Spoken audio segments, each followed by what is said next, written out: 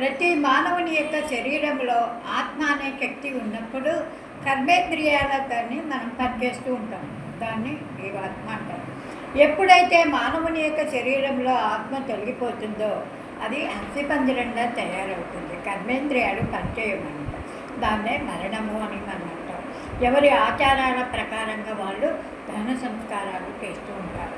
మన శరీరం ఒక కారు లాంటిది, డ్రైవర్ ఒక ఆత్మ లాంటిది. కారులో పెట్రోల్ ఉండి డ్రైవర్కి గమ్యం తెలిస్తే అనుకున్న సమయానికి మనం చేరుకుంటాం. అదే కారులో పెట్రోల్ లేదు, డ్రైవర్కి గమ్యం తెలియదు, చేరుకుంటామా? చేరుకోలేదు. కాకపోతే టైం పడుతుంది.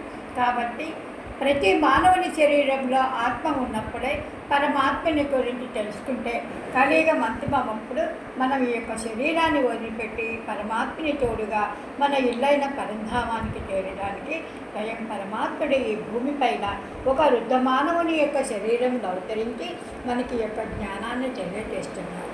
ఓం శాంతి. ఈ వీడియో చూసిన వారికి ధన్యవాదాలు. మీరందరూ కూడా ఆత్మని గురించి పరమాత్మని గురించి తెలుసుకున్నారు కాబట్టి మీరందరూ కూడా స్వర్గంలోకి వచ్చి జీవితంలో సుఖము శాంతి ఆనందాన్ని పొందటానికి బహుమతిగా స్వయం పరమాత్మని మీకు ఇస్తున్నారు. అందుకోండి.